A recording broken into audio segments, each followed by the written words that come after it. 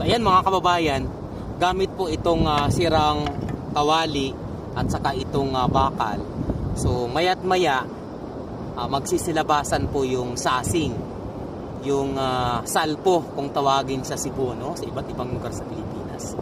So try natin mga idol kung may lumabas.